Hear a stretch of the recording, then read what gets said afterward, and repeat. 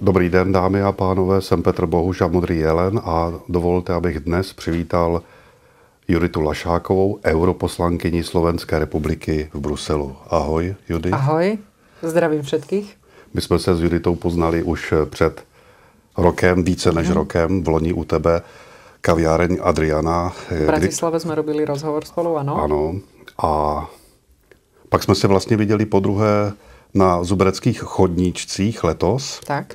A to si vlastně ještě nebyla europoslankyní. To si byla pořád jenom taková jakože aktivistka, právnička, která se zajímala o společenské dění a nakonec si kandidovala v letošních eurovolbách jako zástupkyně strany Smer.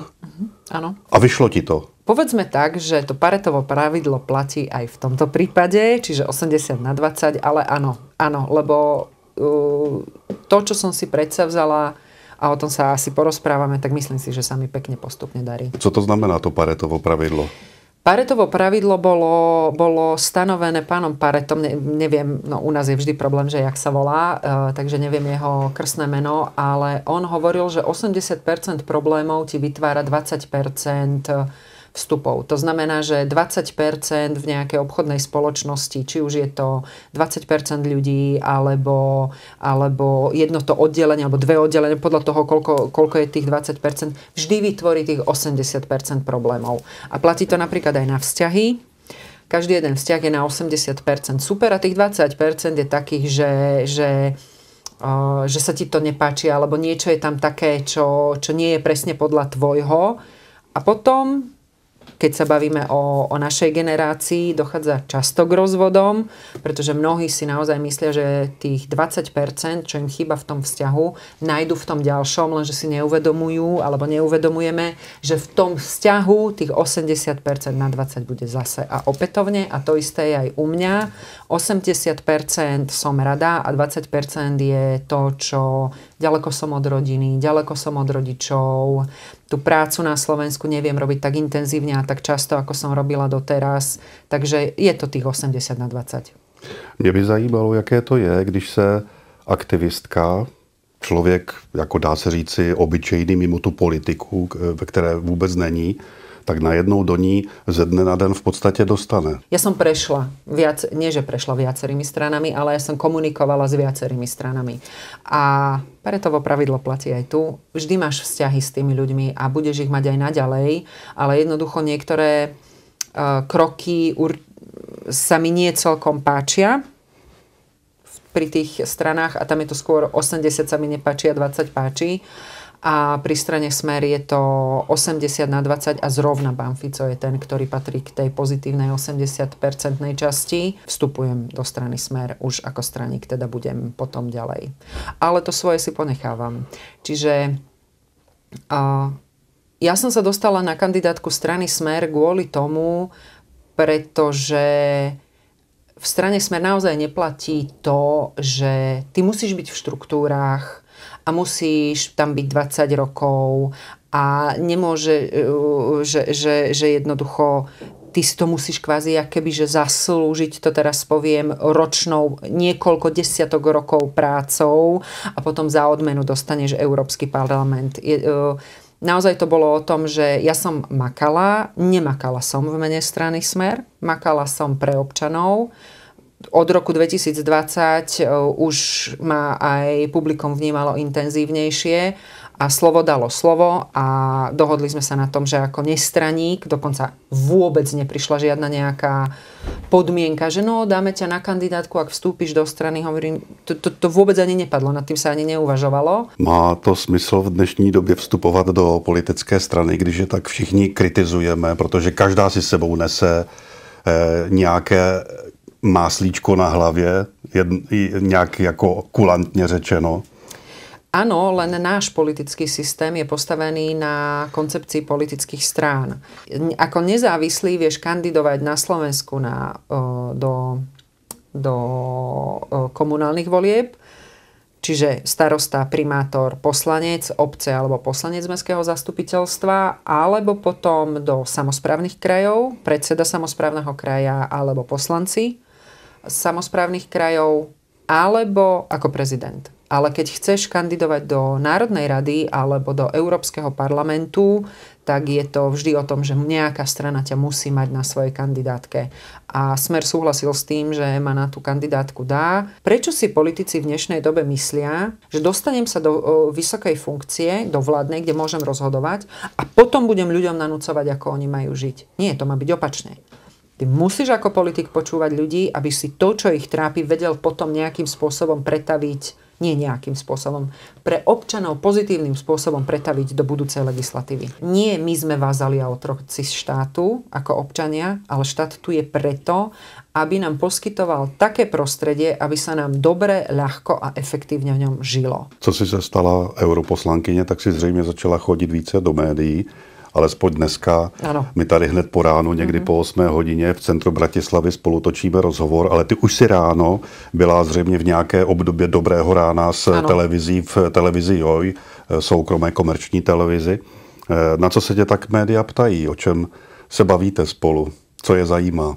No, hlavne ich zaujíma postoj Ukrajiny, teda môj postoj na Ukrajinu, ale musím povedať, že čo ja som mala skúsenosti, bola som asi v 5 reláciách, už plus minus. Pozitívne vnímam to, že ma nechali dohovoriť. Samozrejme, že som mala kratší čas ako ten opozičný kolega, ale nechali ma dohovoriť, neskakali mi do rečí. Takže toto vnímam pozitívne, ale hovorím, tá Ukrajina, alebo po prípade s pani Lexman sme rozoberali Čínu a teda cestu pána Roberta Fica do Číny, teda vlády Slovenskej republiky do Číny. Pani Lexman je... Opozícia KDH. No a... V nejakej relácii televíznej ste spolu rozebírali. Čiže buď ich zaujíma Ukrajina, alebo ich zaujíma Čína. Ten deň tráviš takým spôsobom, že ideš čo najskôr do Európskeho parlamentu, do tej budovy, lebo už o 7 je fajn, keď vyrazíš, lebo potom už si v zápche. V 7 ráno. V 7 ráno. A veľmi dobre sa robí do 10, len potom sú už stretnutia. Ty ideš... No, najväčšia práca, teraz akože zo zákulisia, najväčšia práca v Európskom parlamente je presúvanie sa z jedného miesta na druhý. Tam sa najviac nachodíš. To je vážne, to je jeden obrovský komplex budov pospájaných prostredníctvom toho 3. poschodia, ale ty musíš, ak sa chceš dostať z tejto budovy odtiaľto, tuto sem, tak musíš takto prejsť celé takto a potom výťahom hore.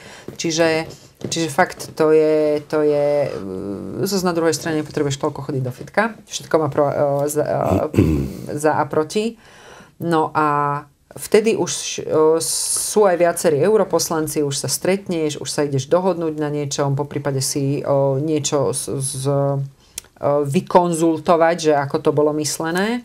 No a potom večer nejak, tak po 19. po 20. ideš domov. Čiže ten deň v tom Bruseli je dlhý, náročný, lebo tam máš veľa aj študovania, lebo tých materiálov je strašne veľa. Fakt, že strašne veľa. Tá Evropská unie, takový složitý mechanismus, jak ho popisuješ, má budoucnost nebo spadne dolů? Myslím si, že každý jeden systém, ktorý bol urobený, aby fungoval v prospech občanov, dokáže fungovať, ak nebude premechanizovaný alebo ak na ňom nebude príliš veľa zmien. Tie zmeny išli, pretože Lisabonská zmluva bola, tuším, zabíma, neviem koľkátá, jednotný akt, zmluva z Nice, skrátka niekoľkátá novelizácia. Strašne veľa prvkov sa popridávalo, ktoré ten mechanizmus robia zložitejším. A čím je niečo zložitejšie, tým je to horšie. Nechcem robiť reklamu žiadnej automobilke, ale myslím si, že tie autá, na ktorých sme ešte jazdili my, tak tam ti stačilo, ako to hovorievali, že jeden skrutkovač a lano a lepiaca páska, prešiel by si Európu a v dnešnej dobe ti pipne nejaká kontrolka a ty nevieš s tým autom urobiť nič, lebo je to tak preelektrizované. No a toto sa myslím si, že stalo aj Európskej únie. Čiže niekedy tam to nadšenie z toho, že aké to bude super, keď to takto zmeníme, je kontraproduktívne. Pretože Európska únia mala 2 ciele. Poprvé, jej cieľom bolo udržanie mieru v európskej, teda v oblasti Európy, čo sme zlyhali, buďme úprimní, lebo v 90. rokoch bavme sa o Juhoslávii, rozprávame sa o tom, že Cyprus ešte stále je v takom stave, v akom je. No a teraz tá Ukrajina, čiže v tom sme zlyhali, ale druhým cieľom bolo to, že Európska únia má byť prostriedkom k tomu, aby sa občania Európskej únie mali dobre. A to, čo sa stalo po vypuknutí vojny na Ukrajine, je pre občanov, pre nás negatívne. My môžeme byť principiálni, ale my zmrzneme. My môžeme byť principiálni, ale čínske a spoločnosti z USA nás vytlačia z našich vlastných trhov. Čiže opätovne to bude kontraproduktívne pre našich občanov. Čiže my zlyhávame ako Európska únia a pokým sa nevrátime k tým zakladajúcim zmluvám, tak ako sú postavené a nezačneme byť tak jednoducho ten mechanizmus sa v budúcnosti môže rozpadnúť. Lebo Európska únia nie je cieľ. To si mnohí pletú. Ona je iba mechanizmus na to, aby sme sa my ako občania mali lepšie. A toto už neplníme, ale ani minulé volebné obdobie, nie to ešte toto. To je zatiaľ. Je to pár měsíců, co tam seš? 3? Něco málo přes... Júl, august sa nepracovalo, september, október, áno, teraz máme november, hej. Byl už nějaký den, kdyby si litovala, že jsi tam šla? Nie, aj keď niekedy ti tak napadne, že bolo mi to treba. Ale akože úplne, že... Nie, vieš, lebo... takto, aby nedošlo k nedorozumeniu, ja som nekandidovala s tým, že o 5 minút si to rozmyslím. A ja som dostala dôveru od voličov, ktorí vložili do mňa dôveru s tým, že ja tam tých 5 rokov budem pracovať v ich prospech. Takže odísť odtiaľ by bolo naozaj urážkou tým voličom, ktorí ma volili, pretože to nevolili, aby som to vzdala po 3 mesiacoch. Jaká to byla chvíle, kdy si řekla, bolo mi to treba?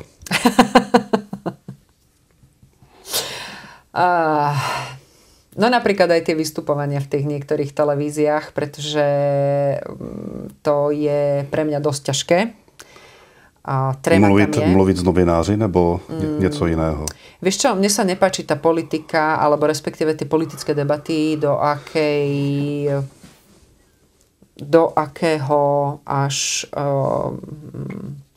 akej úrovne klesli. Keď ty vlastne musíš odvracať klamstvá.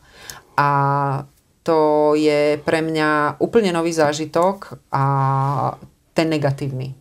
Ten negatívny, pretože jednoducho, keď si konfrontovaný v takejto debate s klamstvom a ty nemáš čas ho vyvrátiť, pretože už moderátor ti medzi tým položil otázku, tak buď necháš to klamstvo akože odoznieť, alebo neodpovieš na otázku moderátora, čiže aj tak z toho nevídeš win-win. No. A druhá vec je, čo ja som si povedala, že bolo mi to treba, je to lietanie. Že naozaj, že nastúpiš na lietadlo a priletíš domov a ideš naspäť do Bruselu. To je pre mňa, to je jeden z tých najhorších momentov, ktorý je. Ty přesuny. Letecky. Auto ma to baví. Bolo ti to treba, Judita? Neviem, zistím. Vieš čo, o rok mi polož túto otázku. Dobre. Ja netvrdím, že dovtedy nebudeme spolu v relácii, ale polož mi to potom. Uvidíme. Ja veľmi dúfam, aj keď teraz som prechádzala vo štvrtok slzavým údolím do Európskeho parlamentu, ale myslím si, že efekt voľby nového prezidenta v Spojených štátoch amerických sa do toho roka určite dostaví. Tak ti přeju, aby se ti dařilo, ať Ďakujem. Těch chvíľ, jako kdy bolo ti to treba, bylo co nejmíň. Ďakujem. Dej se hezky. Ďakujem. Dámy a pánové, naším hostem byla Judita Lašáková, slovenská europoslankyně. Já jsem Petr Bohuž a Modrý jelen. Mějte se hezky.